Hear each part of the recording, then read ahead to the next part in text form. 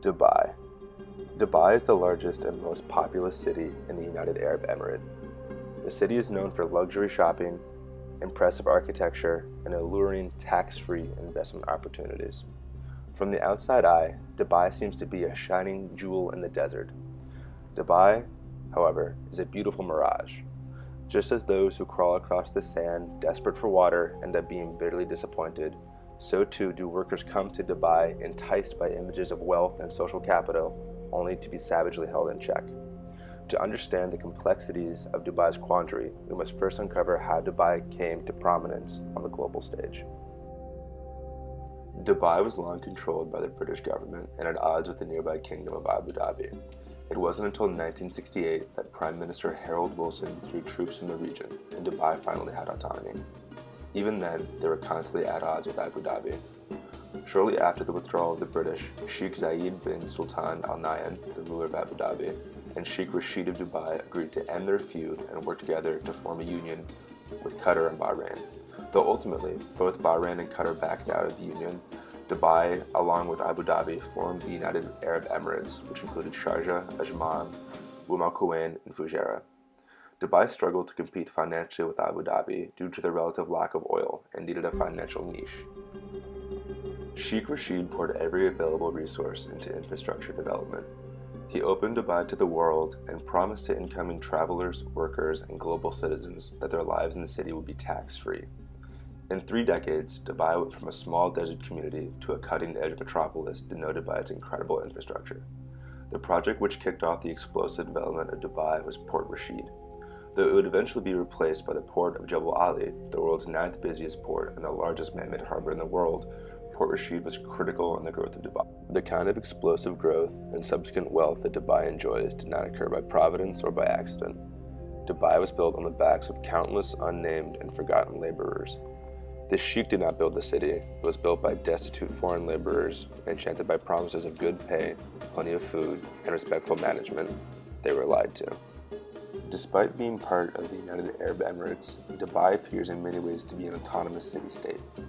Dubai has a great deal of independence from the other emirates and has total control over its internal affairs. However, Dubai is still subject to the Federal Supreme Council. This council is made up of a member of each emirate and has the ultimate goal of supervising the general strategy of the federation. Dubai would not be in the successful position it is if it were incumbent to the rest of the UAE. Their focus on trade logistics depends on their autonomy as a city-state. One of Dubai's hallmarks is the ease of doing business. This attracts foreign investors and again is dependent on their autonomy to make decisions within their own emirate without having to rely on the Federal Supreme Council. The government of Dubai is able to create its own economic and fiscal strategy. Moreover, Dubai does not have to answer to this council on human rights violations or worker exploitation. Dubai is unique in that only 15% of the population is made up of UAE nationals. The rest are expatriates, and while some live in wealth and splendor, 85% of the expatriate population are Indian and Pakistani working-class laborers. In addition to these staggering figures, a full 16% of the population of Dubai live in collective labor accommodations like Sonapur.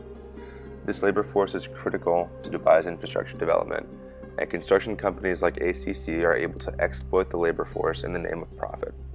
Passport confiscation is illegal, but tacitly supported by the Dubai police. The lack of water, rest, and horrid accommodations exist in a gray area of technical illegality, but tacit support by the government. Dubai cannot afford to stop building hotels, apartments, and luxury shopping malls. Their economy is one that is mostly dependent on tourism, real estate, and construction. Oil exports only count for 5% of the Emirates' revenues. Dubai owes 107% of its entire GDP. They literally cannot afford to slow down. In a paper published by a researcher at Oxford, Michelle Buckley examines the interaction between an autocratic state and neoliberal economic practices and introduces the term autocratic neoliberalism. She concludes that the private spheres of social reproduction for low-wage migrant builders, chiefly workers' bodies in the household space of the construction labor camp, have emerged as key sites in the state's efforts to reconcile its neoliberal and autocratic agendas, and in workers' own strategies to contest the unjust industrial and spatial relations governing their everyday lives. A In my research paper, I will be examining how the concepts of citizenship and migration are challenged by Dubai's successes and failures. Additionally, I will attempt to explore the concept of Dubai as a nation city. I will argue that even though Dubai is part of the United Arab Emirates, it is a global city that almost functions as its own nation. This exploration will be done through examining Dubai's relationship with Abu Dhabi and other emirates as well as the global community as a whole. I will also examine the methods Dubai uses to attract the commercial class of Western, industrialized, educated, rich, and democratic individuals.